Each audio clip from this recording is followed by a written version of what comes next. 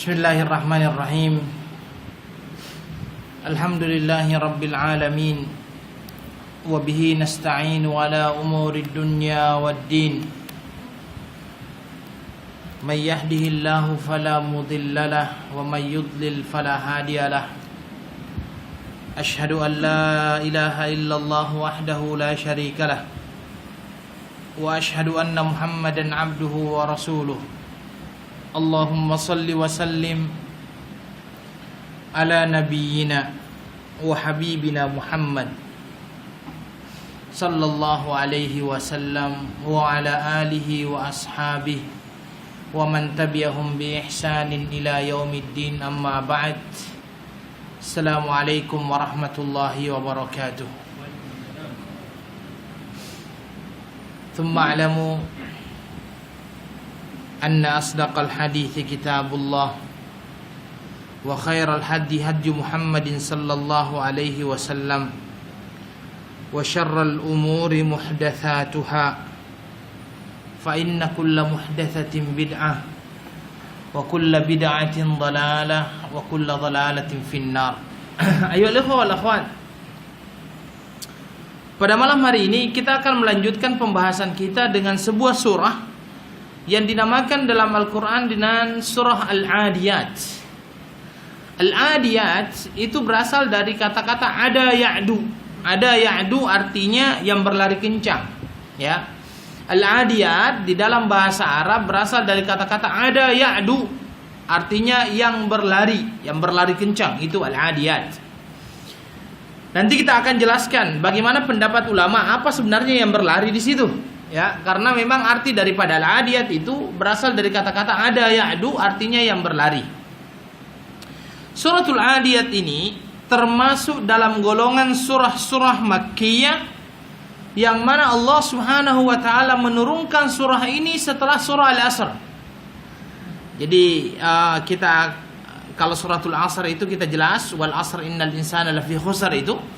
Kemudian Allah Subhanahu wa taala menurunkan ayat ini ataupun surah ini, yaitu suratul Adiyat, dan di dalam Al-Quran dia berada di dalam urutan yang ke-100, ya. Dia berada di dalam urutan yang ke-100. Sebelum Al-Adiyat itu ada surah Az-Zilzalah ataupun biasanya kita katakan Al-Zalzalah, ya. Al-Zalzalah, yang mana surah Al-Zalzalah seperti yang kita terangkan dulu adalah sebuah surah yang berbicara tentang hari kiamat. Sehingga kalau kita mencoba untuk menghubungkan antara suratul Zalzalah dengan suratul Adiyat, kita akan mengetahui bahwa sesungguhnya di dalam surah Al-Adiyat ini Allah Subhanahu wa taala mencela orang-orang yang terlalu mementingkan dunianya sehingga dia melupakan akhiratnya. Dan dikarenakan dia melupakan akhiratnya sehingga dia tidak mempersiapkan dirinya untuk berhadapan dengan hari akhir. Kalau di dalam surah Az-Zalzalah Allah Subhanahu wa taala menerangkan kepada kita tentang balasan yang Allah siapkan bagi orang-orang yang melakukan kebaikan, sekaligus balasan yang Allah siapkan bagi orang-orang yang melakukan kejahatan. Jadi ada hubungan antara Al-Zalzalah dengan surah Al-Adiyat. Setelah surah Al-Adiyat, kita akan mendapatkan suratul Qari'ah. Ya. Suratul Qari'ah. Suratul Qari'ah ini adalah Al-Qari'ah itu adalah nama lain daripada suratul Qiyamah. Nama lain daripada suratul Qiyamah adalah Al-Qari'ah, ya, Al-Qari'ah. Suratul Qari'ah ini berbicara tentang keadaan manusia pada hari kiamat. Jadi suratul Adiyat sendiri itu dijelaskan tentang fase kehidupan manusia di kubur, kemudian setelah itu dibangkitkan oleh Allah pada hari kiamat. Sehingga dia juga mempunyai hubungan antara Al-Adiyat dengan suratul Qari'ah. Ayolah wal akhwat, surah Al-Adiyat ini terdiri daripada 11 ayat. Dan kita sudah jelaskan tadi bahwasanya yang mana suratul Adiyat ini termasuk surah-surah Makkiyah yang diturunkan oleh Allah Subhanahu wa taala setelah suratul Asr.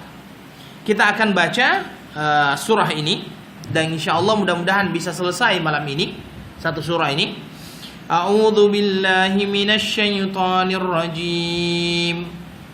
Bismillahirrahmanirrahim.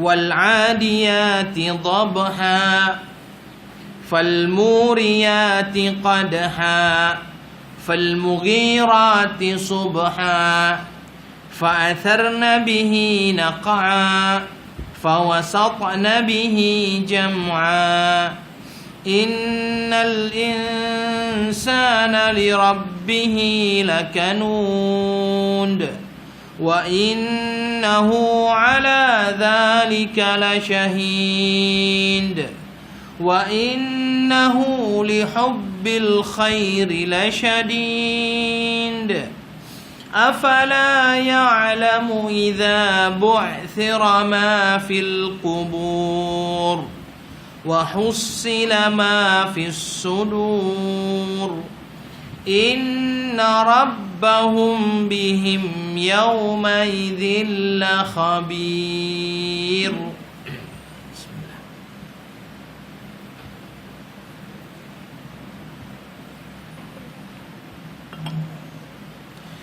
Ayolah wal akhwat.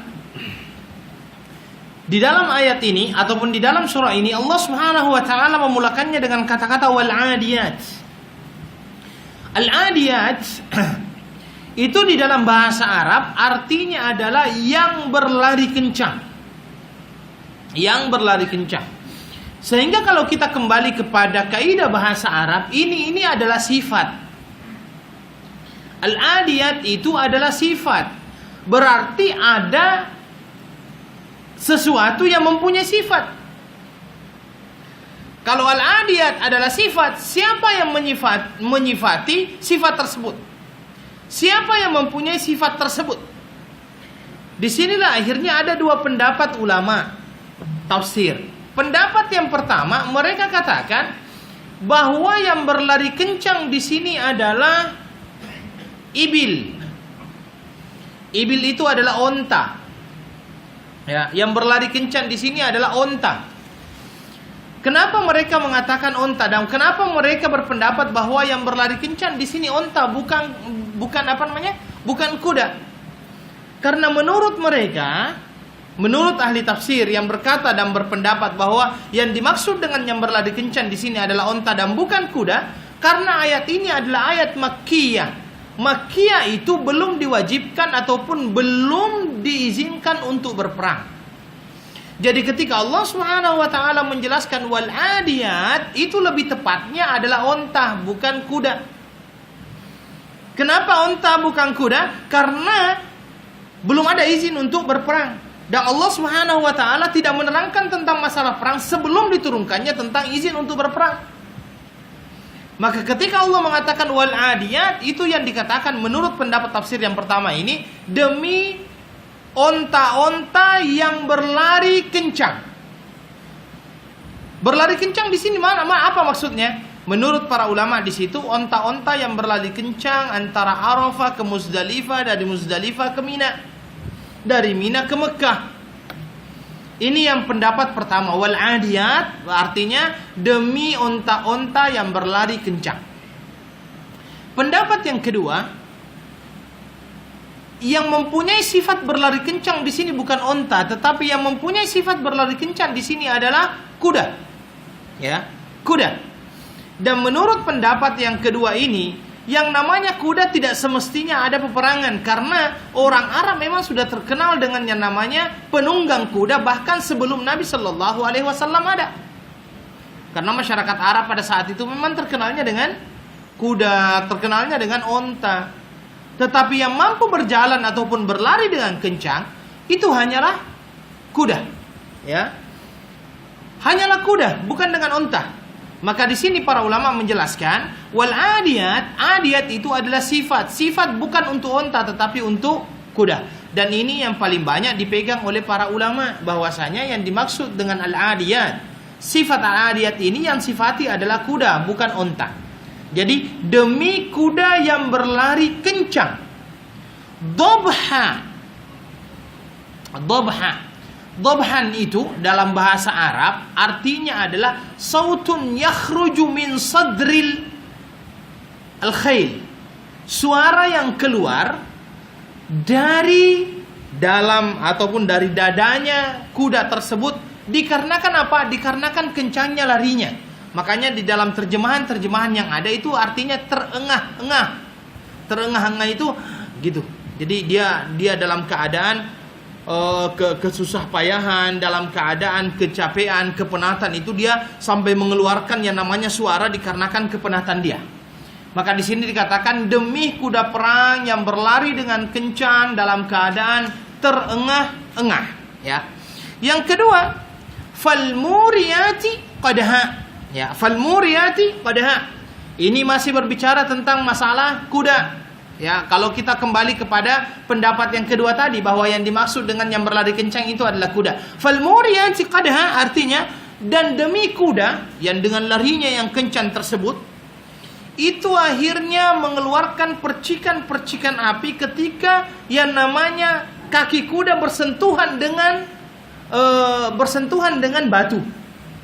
Jadi kaki kuda dengan batu ketika bersentuhan itu, berlari dengan kencang, itu seperti mengeluarkan percikan-percikan api. Persis biasanya kalau seandainya kita mempertemukan antara batu dengan batu, kan itu bisa keluar api.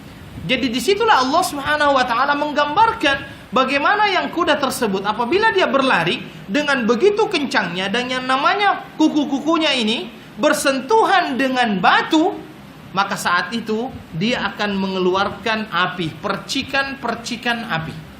Maka di situ kembali falmuriyati qadha, dan demi kuda yang berlari kencang tadi tetapi memercikkan api-api dengan pukulan kuku-kukunya ke batu. Ini yang kedua. Falmughirati subha.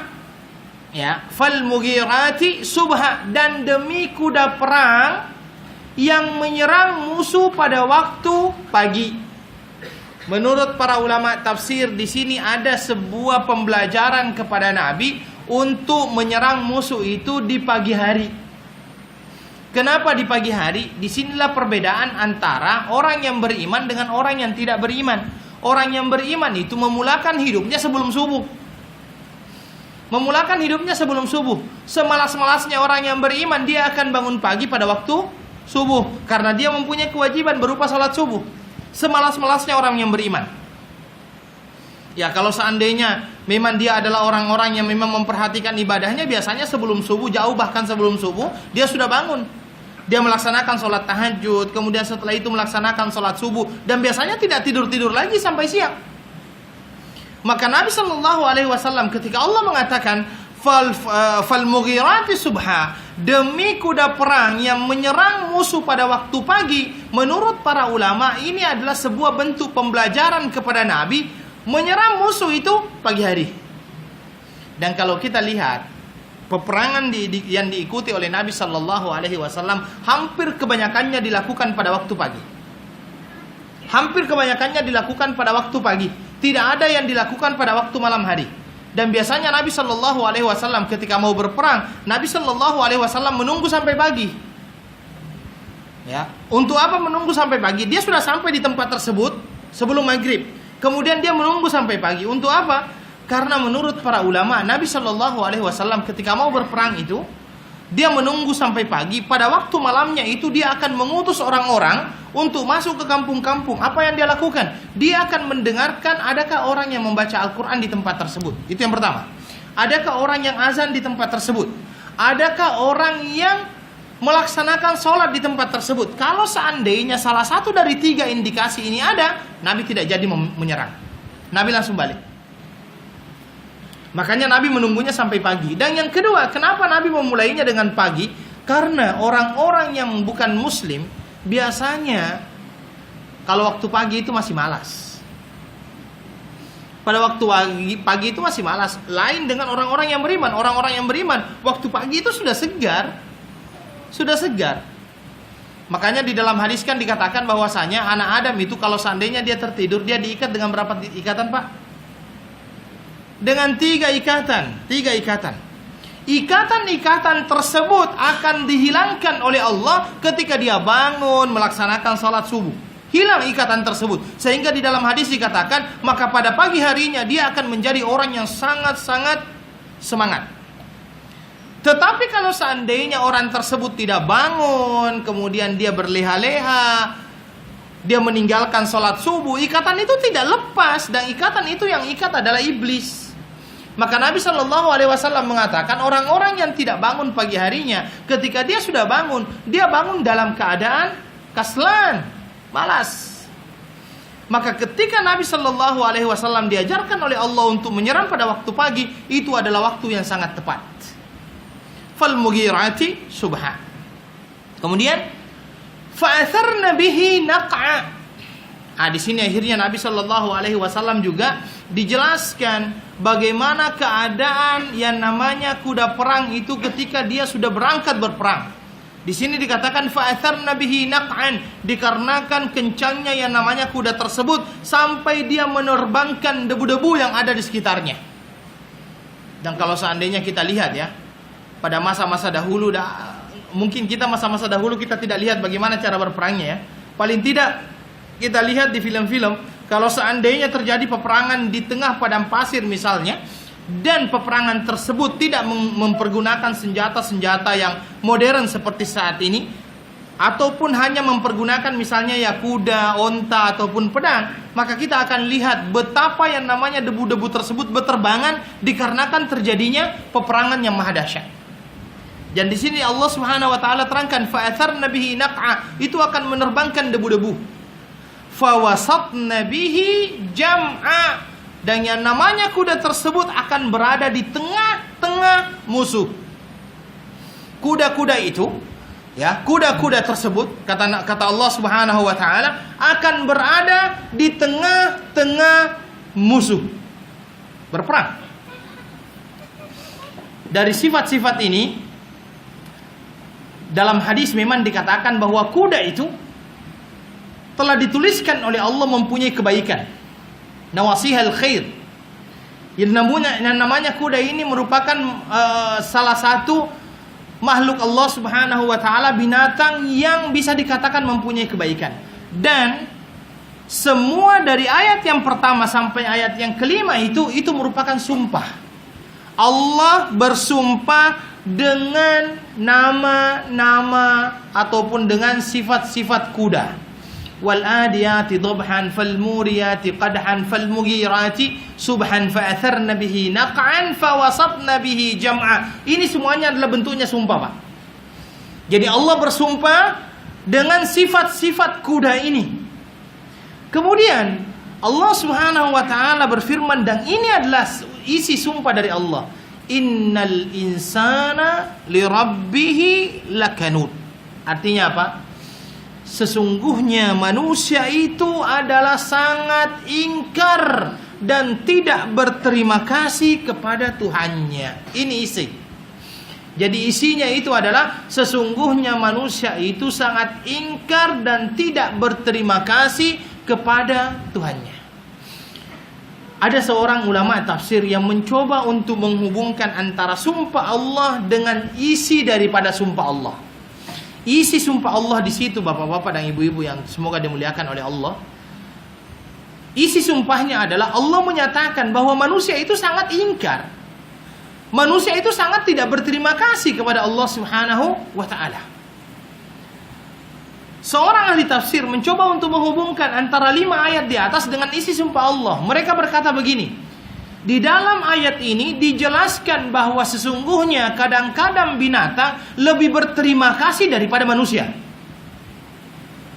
Dari mana bisa kita ambil kesimpulan di situ? Begini, kuda yang berperang ini, kuda yang berlari kencang ini, pertama, dia berlari kencang. Yang kedua, terengah-engah. Ketika dia terengah-engah itu berarti dia mempunyai usaha yang maksimal. Yang kedua, dia masuk muriyati qadhan sampai akhirnya mengeluarkan percik-percik api. Yang ketiga adalah dia menyerang. Kemudian yang keempat menerbangkan debu. Yang kelima berada di tengah-tengah musuh. Itu kuda. Dan kuda itu melakukan seperti itu Karena penunggangnya. Ada penunggangnya di atas kan? Penunggangnya yang selama ini memberikan dia makan, penunggangnya yang selama ini merawat dia, penunggangnya yang selama ini menjaga dia. Dan apapun yang diperintahkan oleh tuannya yang menjadi penunggang pada saat itu, dia laksanakan. Dia berada di tengah-tengah musuh, dia tidak takut untuk mati, dia tidak takut untuk terluka, dan dengan penuh kesungguhan dan usaha yang sangat maksimal, dia membawa tuannya yang berada di atas punggungnya, karena dia tahu tuan itulah yang memberikan dan menjaga dia ketika dia bersama dengan tuannya.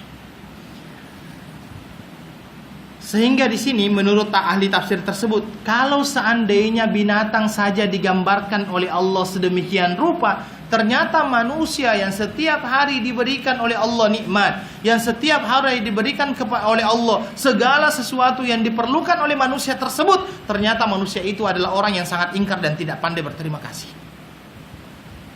Dan memang kalau seandainya kita lihat, banyak sekali nikmat-nikmat Allah yang kita rasakan, yang kita terima, yang kita selama ini kita rasakan, tapi kita anggap itu bukan nikmat.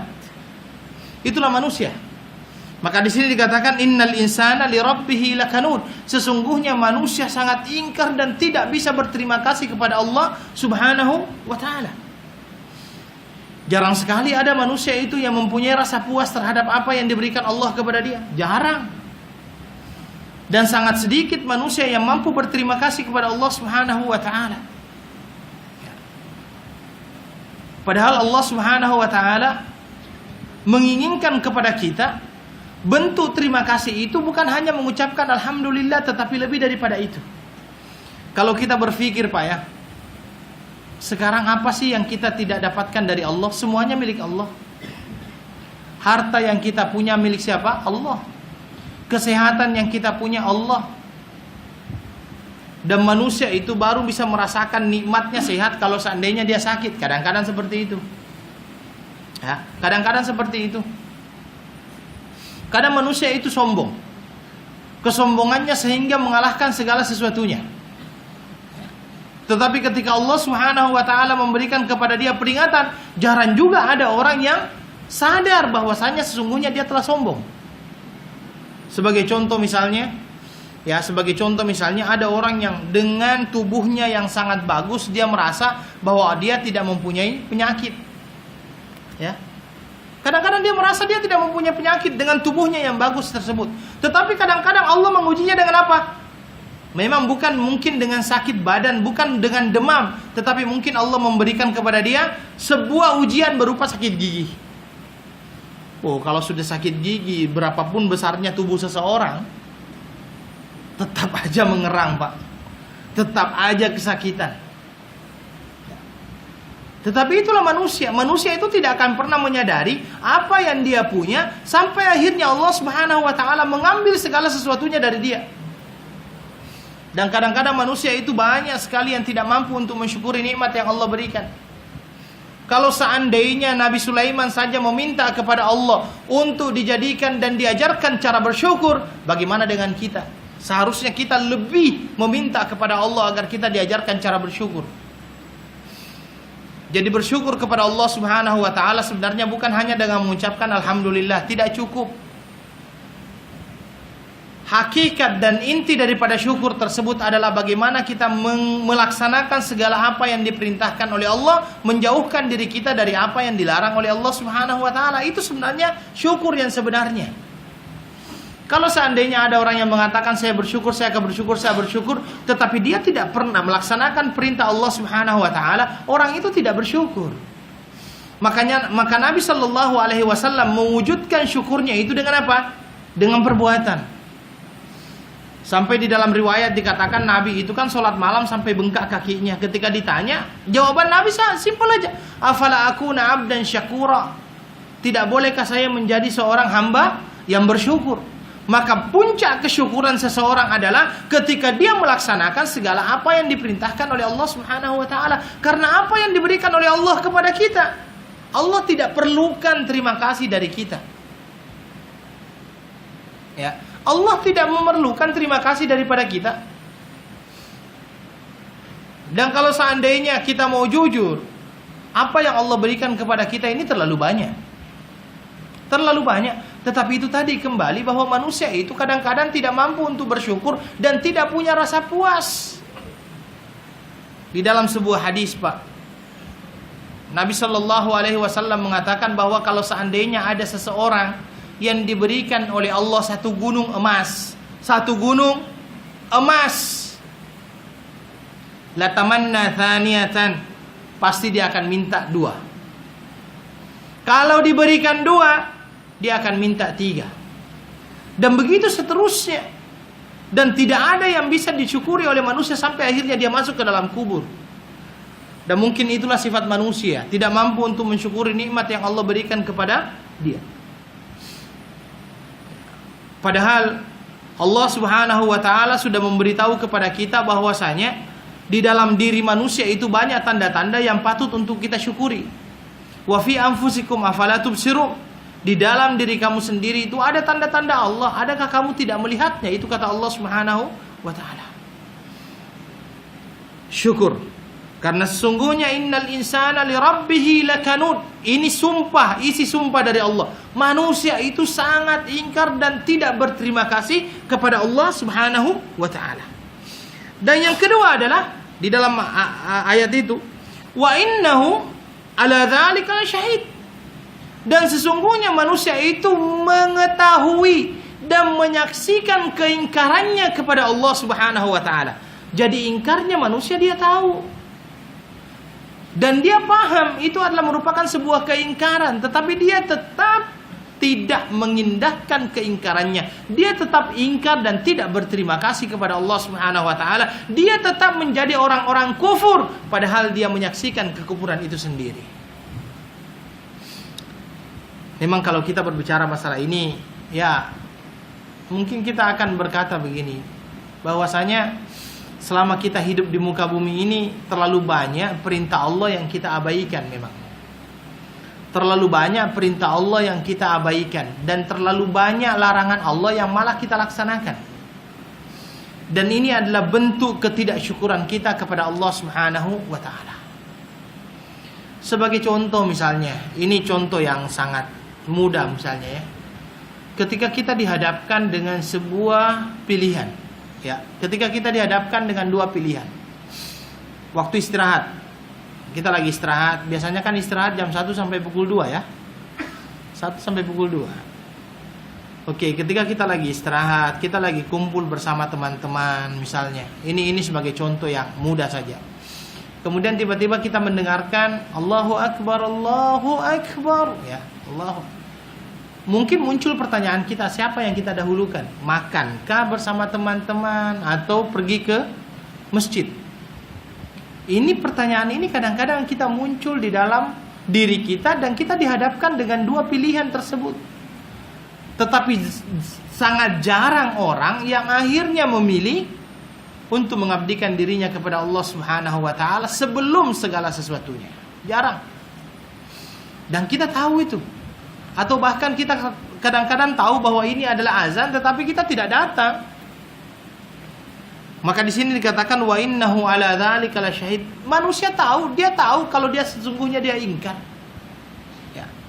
Dan kadang-kadang kesombongan manusia, ketidaksyukuran manusia dikarenakan dia merasa lebih daripada segala-galanya, dan yang kedua dia merasa bahwa segala apa yang dia dapat itu berasal dari dirinya.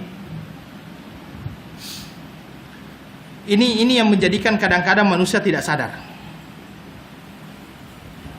Kesombongan, dan dia merasa bahwa segala apa yang dia dapat itu berasal dari dirinya. Persis seperti Qarun, Pak. Qarun itu ketika diberikan oleh Allah Subhanahu wa taala harta yang begitu banyak, maka dia lupa diri. Dia lupa diri, dan ketika diminta untuk mengeluarkan zakat infaknya, dia mengatakan apa? Apa yang kamu lihat ini adalah merupakan usaha dari saya. Sombong. Sombong. Maka saya katakan, yang namanya kesombongan itu oleh Nabi Shallallahu Alaihi Wasallam didefinisikan dengan 2 hal. Nabi mengatakan al-kibr, yang dimaksud dengan kesombongan Yang pertama adalah batarul haq. Kesombongan yang pertama itu batarul haq. Batarul haq itu artinya apa? Menolak kebenaran, itu kesombongan. Ketika kita menolak kebenaran dan kita tahu itu benar, tapi kita tolak dikarenakan hawa nafsu kita, kita termasuk orang sombong. Kita termasuk orang sombong. Maka Abu Jahal masuk dalam golongan orang-orang sombong. Abu Lahab orang sombong. Dia tahu itu benar, tapi dia tolak kebenaran, maka dia masuk dalam kategori orang-orang sombong. Inilah orang-orang yang tidak mampu untuk mensyukuri nikmat yang Allah berikan kepada dia. Yang kedua, ghamtun nas. Ghamtun nas itu artinya apa? Merendahkan manusia. Itu juga kesombongan. Dan kesombongan inilah yang kadang-kadang menjadikan manusia itu kufur terhadap apa yang Allah berikan kepada dia. Kufur terhadap apa yang Allah berikan kepada dia. Saya masih ingat lagi dengan 3 orang yang diuji oleh Allah itu. Yang botak, kemudian apa lagi satu? Buta. Botak, buta dengan sopak ya. Sopak namanya ya. Botak, buta dengan sopak. 3 orang tersebut kan dalam keadaan penyakit seperti itu, dia dikucilkan oleh masyarakat. Dia diasingkan oleh masyarakat, dia dipulaukan oleh masyarakat, sehingga akhirnya malaikat Allah Subhanahu wa taala mendatangi mereka, menguji mereka. Satu-satu diuji, Pak. Satu-satu diuji, dan semua permintaannya sesuai dengan apa penyakitnya. Yang botak minta tumbuh rambut, yang sopak minta baik kulitnya, kemudian yang buta minta bisa melihat. Tetapi apa yang terjadi? Setelah itu kan diberikan bekal. Ada yang diberikan kambing, ada yang diberikan onta, ada yang diberikan sapi, lembu. Kemudian setelah itu berkembang, dan ketika dia sudah mempunyai harta yang banyak, diuji kembali oleh Allah. Diuji kembalinya dengan apa? Dengan malaikat menyamar seolah-olah dia seperti penyakit yang pernah mereka derita. Yang botak, malaikatnya waktu itu muncul dalam orang seperti orang yang botak meminta-minta. Dan apa yang terjadi? Dari 3 yang diuji hanya 1 yang berhasil, 2-nya gagal. Itulah karena kesombongan. Dan kesombongan itu muncul karena apa? Itu ayat selanjutnya menjelaskan, wa innahu lihubbil khairi lasyadid. Yang menjadikan manusia ingkar kepada Tuhannya, tidak mampu berterima kasih kepada Tuhannya adalah apa? Wa innahu lihubbil khairi lasyadid. Karena mereka sangat mencintai hartanya, sangat cinta terhadap hartanya. Dan ketika kecintaan terhadap harta sudah ada, inilah yang menjadikan manusia takut mati. Penyakit manusia, kata Nabi Sallallahu Alaihi Wasallam, yang menjadikan umat Islam ini tidak bisa bangkit, salah satunya adalah al-wahan. Al-wahan itu apa? Hubbud dunya wa karahiyatul maut. Terlalu cintakan dunia, takut mati. Inilah yang dijelaskan oleh Nabi bahwasanya pada saat itu umat Islam mayoriti. Tetapi dia mayoriti, akan tetapi menjadi permainan bangsa-bangsa yang lainnya. Jumlahnya bagaikan buih di lautan yang diombang-ambing oleh lautan, dan dia dihinggapi sebuah penyakit, dan penyakit itu adalah penyakit takut mati dan cinta terhadap dunia. Dan di situ dalam ayat ini Allah Subhanahu wa taala menjelaskan bahwa yang menjadikan manusia kufur dan ingkar serta tidak berterima kasih kepada Allah adalah kecintaan yang terlalu kepada dunia. Wa innahu lihubbil khairi lasyadid. Dia adalah orang yang sangat cintakan harta bendanya. Ayo ikhwah wal akhwat, Islam itu tidak melarang orang jadi kaya. Kira-kira Islam melarang kita kaya tidak? Saya kira tidak kan. Islam itu tidak melarang kita kaya. Bahkan Islam kadang-kadang menghendaki umatnya juga kaya. Karena kalau seandainya Islam semuanya miskin, siapa yang mau beri zakat? Tidak ada akhirnya yang memberikan zakat. Maka di dalam Islam kita tidak dilarang untuk kaya, perlu kaya. Tetapi ingat, jangan sampai kekayaan tersebut menjadikan kita lupa kepada Allah Subhanahu wa ta'ala. Jangan sampai kekayaan tersebut menjadikan kita sombong. Karena salah satu hal yang bisa menjadikan seseorang sombong itu adalah harta. Yang menjadikan salah satu sebab yang menjadikan orang itu sombong adalah apa? Harta. Harta. Orang yang merasa mempunyai harta yang banyak, menjadi orang-orang yang kaya, biasanya mempunyai keyakinan bahwa dengan hartanya dia bisa melakukan apa saja. Seperti itu manusia kadang-kadang. Wa innahu li hubbil khairi la syadid. Mereka adalah orang yang sangat cinta terhadap harta. Makanya Islam ketika menjelaskan kepada kita bahwa manusia itu salah satu fitrahnya suka dengan harta, maka Islam mengatur harta manusia dengan sebaik-baiknya. Ada yang namanya zakat, ada yang namanya infak, ada yang namanya sedekah. Dan hebatnya lagi, apapun yang kita keluarkan di jalan Allah berupa infak dan sedekah itu tidak hilang. Tetapi itulah yang akan menjadi modal utama untuk kehidupan akhirat kita. Makanya di dalam sebuah hadis itu dikatakan bahwasanya ya, sesungguhnya harta kamu yang sebenarnya itu adalah apa yang engkau berikan, apa yang engkau pakai, dan apa yang engkau makan kemudian habis. Apa yang kita miliki sekarang belum tentu menjadi milik kita selanjutnya. Itulah harta kita sebenarnya, kata Nabi Shallallahu Alaihi Wasallam. Kecintaan kepada harta menjadikan orang kadang-kadang kufur terhadap apa yang Allah berikan kepada dia. Banyaknya harta yang Allah berikan kepada manusia menjadikan manusia tidak menyadari kekufurannya kepada Allah Subhanahu wa ta'ala. Banyak orang yang setelah kaya kemudian dia lupa, Pak. Ya, banyak orang ketika miskin, Masya Allah, ibadahnya bagus. Banyak orang ketika miskin, Masya Allah, ibadahnya bagus, puasanya jalan. Tetapi ketika Allah uji dia dengan kekayaan, kadang-kadang banyak orang yang tidak mampu untuk berhadapan dengan ujian tersebut. Wa innahu lihubbil khairi lasyadid. Makanya di dalam ayat yang lainnya Allah Subhanahu wa taala berfirman begini. Alhaakumut takatsur. Alhaakumu at-takatsur. Kalian telah dilalaikan dengan at-takatsur. At-takatsur itu berasal dari kata-kata katsir. Berbanyak-banyakan. Kalian telah dilalaikan dengan berbanyak-banyakan. Berbanyak-banyakan dengan apa? Ada orang yang mempunyai harta yang banyak, bangga dia. Sombong dia. Ya. Dengan hartanya yang banyak. Ketika dia mempunyai rumah yang banyak, sombong lagi dia. Dengan rumahnya yang banyak.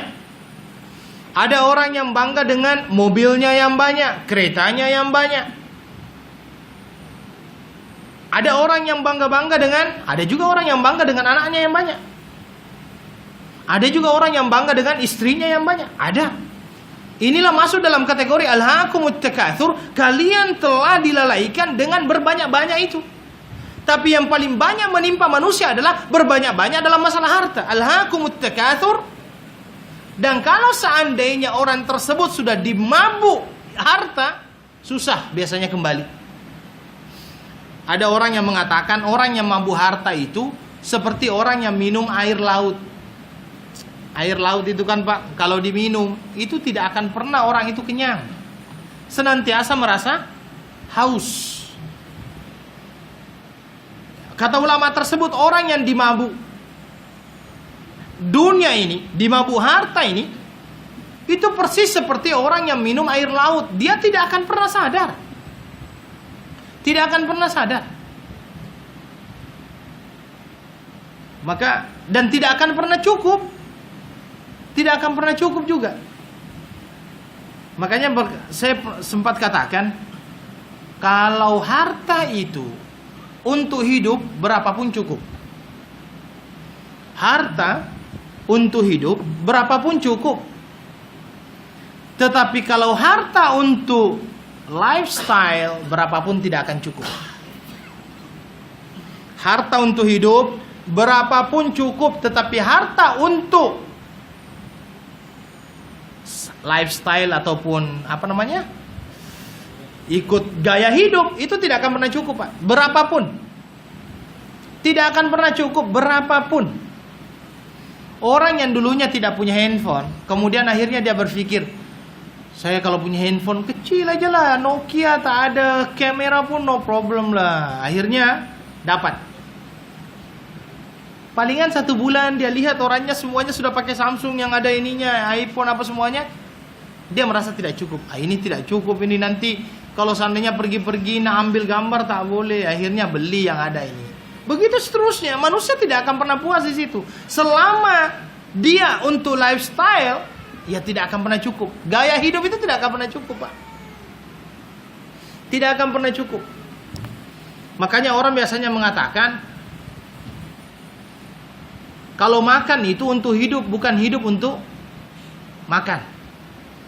Ya, kalau makan itu untuk hidup, makan untuk hidup, jangan hidup untuk makan.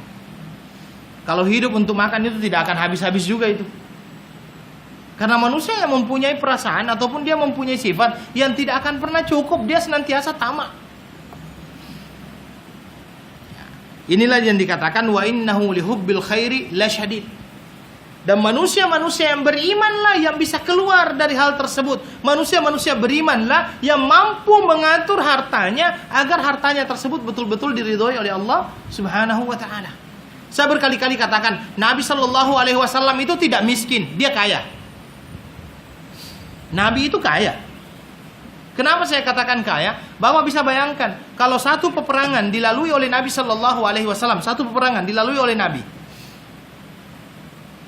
Ketika terjadi peperangan tersebut, orang-orang kafir misalnya membawa berbagai macam peralatannya. Kaum kafir Quraisy kan kalau dia berperang dia akan membawa, mungkin taruhlah kita berikan satu contoh, dia akan membawa 1000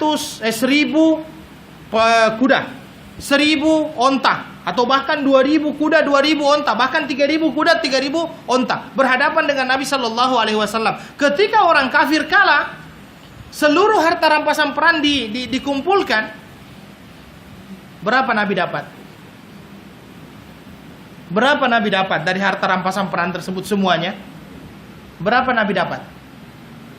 20%-nya, Pak.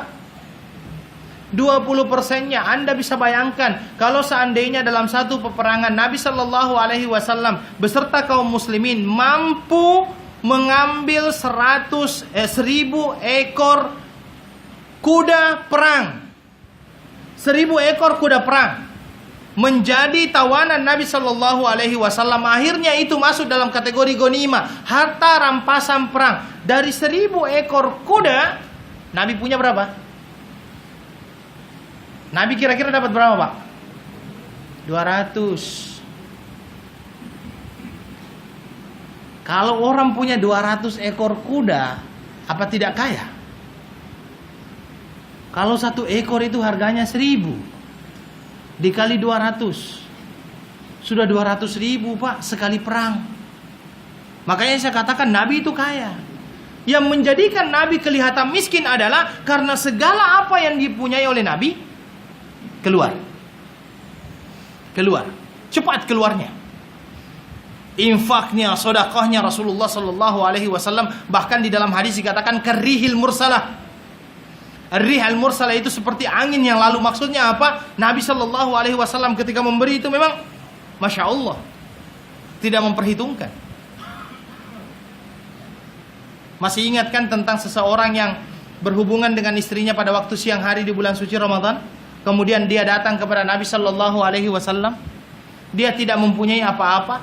Nabi Shallallahu Alaihi Wasallam pada saat itu tiba-tiba mendapatkan hadiah berupa 1 keranjang kurma. 1 keranjangnya diberi sama orang tersebut. Itu kedermawanan Rasulullah Sallallahu Alaihi Wasallam. Kemudian akhirnya Allah Subhanahu Wa Taala menjelaskan di sini, afala ya'lamu idza bu'thira ma fil kubur. Di tengah kecintaan manusia terhadap hartanya, di tengah kecintaan manusia yang sangat terhadap apa yang dia miliki, Allah Subhanahu Wa Taala mengingatkan kita, hei manusia, Kalaupun engkau sangat mencintai yang namanya hartamu dan engkau menjadi orang-orang yang bakhil dan kikir, ingat akan ada yang namanya akhirat. Inilah yang membedakan antara orang yang beriman dengan orang yang tidak beriman. Orang beriman itu adalah visi dan misinya akhirat. Orang yang tidak beriman dunia. Itu perbedaannya, Pak. Tujuan hidup orang-orang yang beriman adalah bagaimana untuk hidup di akhirat. Tujuan hidup orang-orang yang tidak beriman adalah setelah mati selesai. Tapi bisa bayangkan kalau semua manusia berpikiran bahwasanya yang namanya dunia ini adalah akhir segala-galanya, mungkin semua orang yang mempunyai masalah bunuh diri. Iya kan? Kalau orang berpikir bahwa dunia ini adalah akhir segala-galanya dan tidak ada akhirat, semua orang yang punya masalah, saya yakin dia bunuh diri. Karena dia anggap setelah selesai, ya selesai sudah. Tetapi orang-orang yang beriman tidak sampai di situ pemikirannya. Pemikiran orang-orang yang beriman adalah bahwasanya setelah kehidupan dunia ada akhirat. Maka orang-orang yang lupa dengan Allah dikarenakan harta yang dia miliki, Allah berikan kepada dia sebuah isyarat yang sangat halus. Kata Allah, afala ya'lamu idza bu'thira ma fil qubur, apakah dia tidak tahu kalau seandainya dia akan dibangkitkan dari kubur pada hari kiamat. Dia akan dibangkitkan dari kubur. Orang yang dibangkitkan dari kubur dan percaya akan adanya hari akhirat, maka segala macam perkataannya, segala macam tindak tanduknya, segala apa yang dia fikirkan, semuanya harus berorientasi ke akhirat. Itulah perbedaan antara orang yang beriman dengan orang yang tidak beriman. Orang yang beriman itu senantiasa yakin dan percaya bahwa apapun yang mereka lakukan di muka bumi ini akan dimintai pertanggungjawabannya di akhirat kelak. Al-Imam Ahmad bin Hanbal di akhir hidupnya itu dia merintih kesakitan. Biasalah orang yang sakit dia akan merintih. Dan ketika dia merintih dia berkata aduh, dia merintih kesakitan. Tiba-tiba ada seorang sahabatnya berkata, wahai Abu Abdullah. Abu Abdullah itu nama kunyanya Imam Ahmad. Wahai Abu Abdullah, tidakkah engkau dengarkan firman Allah bahwa segala apa yang keluar dari mulut manusia akan dicatat oleh malaikat? Takutlah kalau seandainya apa yang kamu keluarkan dari mulutmu itu akan dicatat oleh malaikat. Maka setelah itu Imam Ahmad bin Hanbal menahan sakitnya tanpa mengeluarkan satu kata pun, karena dia takut kalau seandainya rintihannya pada hari kiamat dicatat oleh malaikat dan dia harus bertanggungjawabkan di hadapan Allah Subhanahu wa taala. Itu perbedaan hidup antara orang yang beriman dengan orang yang tidak beriman. Visi misinya orang yang beriman adalah akhirat, bukan lagi dunia. Misinya orang yang beriman itu adalah akhirat, bukan lagi dunia. Dunia ini dianggapnya sebagai sementara, dan itu yang seperti disabdakan oleh Nabi Sallallahu Alaihi Wasallam bahwasanya orang-orang yang beriman, manusia yang ada di muka bumi ini bagaikan orang yang berjalan di tengah terik matahari, kemudian setelah itu dia bernaung di bawah pohon, kemudian dia akan melanjutkan perjalanannya. Itulah dunia, sebentar. Saya pernah ceritakan kepada antum tentang seorang sahabat yang bernama Abu Dahdah. Kembali saya ulangkan cerita seorang sahabat yang bernama Abu Dahdah ini. Abu Dahdah ini adalah orang yang membeli pokok kurma di surga. Sebenarnya Abu Dahdah ini munculnya setelah sebuah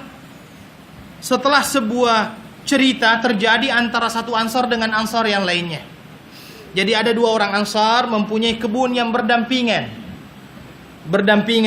ya, jiran gitu kebunnya. Kemudian akhirnya salah seorang dari mereka ingin membuat pagar yang akan menjadi pemisah antara kebun dia dengan kebun saudaranya. Ketika dia buat pagar tersebut, tiba-tiba di tengah antara kebun dia dengan kebun saudaranya itu ada satu pokok kurma yang berdiri di tengah-tengah batas tersebut. Ya, sempadannya itu ada pokok kurma di situ berdiri. Sehingga akhirnya apa? Saudaranya ini minta, yang sedang membuat pagar ini minta kepada orang yang mempunyai kurma itu, wahai saudaraku, saya ingin membuat pagar dan saya ingin luruskan pagar kita, hanya saja di sempadan kita ini antara antara kebun saya dengan kebun kamu ada pokok kurma yang berdiri. Boleh tidak kamu potong pokok kurma tersebut agar agar pagarnya ini bisa lurus? Kata orang tersebut tidak. Kata saudaranya lagi, kalau seandainya kamu tidak mau berikan sama saya. Kata dia, saya juga tidak. Kalau begitu jual sama saya. Saya juga tidak mau. Kalau begitu kita ganti dengan kurma yang saya punya. Kata dia, saya juga tidak mau. Pokoknya saya tidak mau apa-apakan pokok kurma tersebut, itu adalah pokok kurma saya. Terserah kamu mau bikin pagar atau tidak, terserah. Akhirnya dikarenakan dia tidak dapatkan izin untuk buat pagar, akhirnya orang ini datang kepada Nabi Shallallahu Alaihi Wasallam dan dia berkata kepada Rasulullah, ya Rasulullah, saya punya masalah ini. Masalah dengan siapa? Saudara saya. Apa masalahnya? Akhirnya dia ceritakan bahwa dia ingin membuat pagar, tetapi di tengah-tengah itu ada pokok kurma. Akhirnya Nabi Shallallahu Alaihi Wasallam memanggil mereka berdua dan akhirnya Nabi Shallallahu Alaihi Wasallam dijelaskan kepada dia apa yang terjadi. Dan Nabi memutuskan, kata Nabi, kalau begitu berikan pokok kurma ini kepada saudaramu. Kata dia, tidak ya Rasulullah. Kalau kamu tidak mau berikan, jual kepada saudaramu. Kata dia juga, tidak juga ya Rasulullah. Jual, tidak juga. Beri, tidak juga. Nabi minta juga, tidak juga. Akhirnya Nabi Shallallahu Alaihi Wasallam berpikir. Tiba-tiba Nabi berkata begini, maukah kamu Allah gantikan buatmu? Maukah kamu Allah gantikan buatmu pokok kurma ini dengan pokok kurma yang ada di surga? Pokok kurma satu itu digantikan oleh Allah dengan pokok kurma yang ada di surga. Jawabannya tidak. Ternyata dia jawabnya apa? Tidak ya Rasulullah.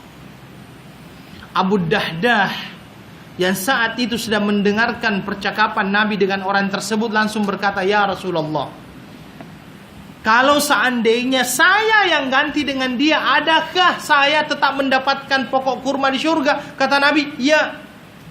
Abu Dahdah ini terkenal sebagai seorang pemilik pokok kurma yang terbesar di Madinah. Di dalam kebunnya kalau tidak salah waktu itu ada 600 pokok kurma. 600 pokok kurma. Di dalam kebunnya ada perigi. Dan di dalam kebunnya ada rumahnya. Akhirnya Abu Dahdah ketika mendengarkan bahwa orang yang mau mengganti ini, dia akan mendapatkan apa? Pokok kurma yang ada di surga. Maka Abu Dahdah langsung berkata, ya Rasulullah, kalau seandainya saya yang ganti pokok kurma ini dengan punya saya, masihkah saya yang bisa dapatkan pokok kurma di surga itu? Kata Nabi, ya. Akhirnya Abu Dahdah berkata, wahai fulan. Dia berkata kepada pemilik kebun itu ya, yang mempunyai pokok itu, kamu tahu siapa saya? Kata orang tersebut, iya, kami tahu siapa kamu. Kamu adalah pemilik kurma ataupun kebun kurma di Madinah dengan jumlah yang sangat banyak. Banyak orang yang datang kepadamu ingin mengambil buah kurmamu. Oke, kata dia, maukah kamu mengganti satu pokok kurma ini dengan kebun kurma saya yang isinya ada 600, lengkap dengan periginya, lengkap dengan rumahnya.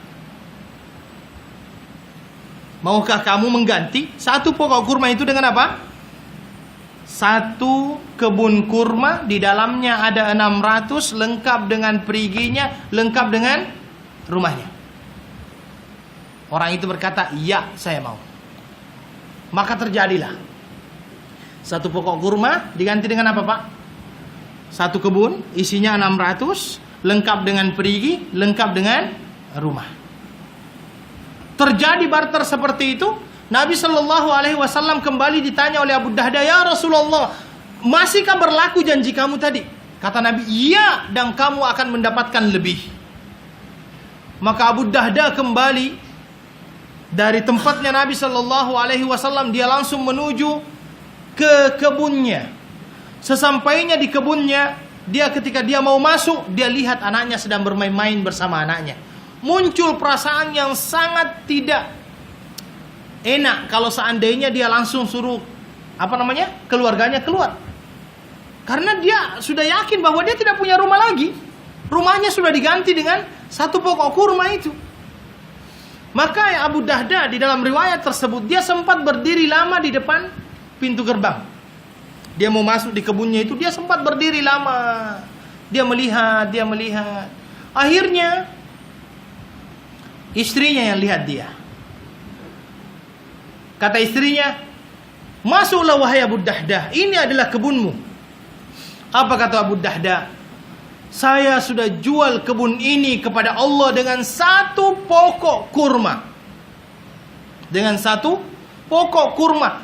Seluruh yang ada di sini bukan milik saya lagi. Saya sudah jual kepada Allah. Itu kata siapa? Abu Dahda. Apa kata istrinya? Rabihat tijaratu Abu Dahda. Rabihat tijaratu Abu Dahda. Beruntunglah perniagaan Abu Dahda. Beruntunglah perniagaan Abu Dahda. Kemudian dia akhirnya mengambil anak-anaknya keluar. Sebelum keluar, Abu Dahda sempat memeriksa seluruh koce anaknya. Karena jangan sampai ada kurma yang terbawa keluar setelah dia jual. Maka dia periksa koceknya dan di situ didapatkan ada salah seorang anaknya yang di dalam koceknya itu ada satu kurma. Akhirnya dia buang kembali masuk ke dalam kebun tersebut. Kemudian dia akhirnya keluar. Inilah orang yang beriman yang tidak memandang lagi keuntungan duniawi. Kalau seandainya kita berpikir keuntungan duniawi, apakah ini dikatakan untung? Tidak untung, Pak. Bayangkan satu pokok diganti dengan apa? 600. Lengkap dengan perigi, lengkap dengan rumah. Tetapi orang seperti Abu Dahda bukan keuntungan duniawi yang dia fikirkan, tetapi apa? Keuntungan ukhrawi.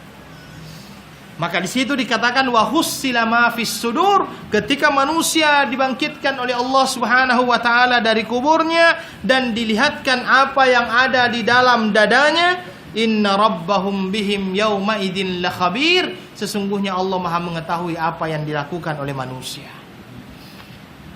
Disinilah akhirnya terjadi perbedaan antara orang yang beriman dengan orang yang tidak beriman di dalam menyikapi dunia. Orang yang beriman percaya akan adanya hari akhir.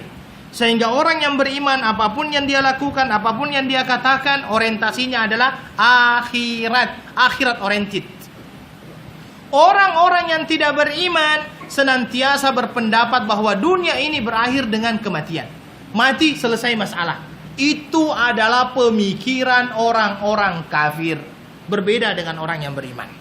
Maka itulah orang-orang yang beriman senantiasa mempersiapkan diri berhadapan dengan hari akhir. Orang-orang yang tidak beriman, dia menganggap bahwa dunia ini bagaikan surga bagi mereka. Karena setelah kematian tidak ada lagi kehidupan. Itu menurut mereka.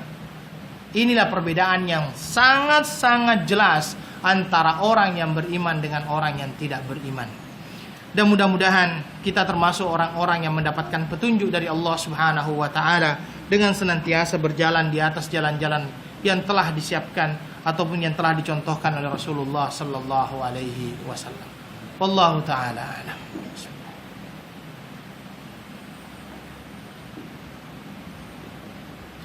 Ada pertanyaan?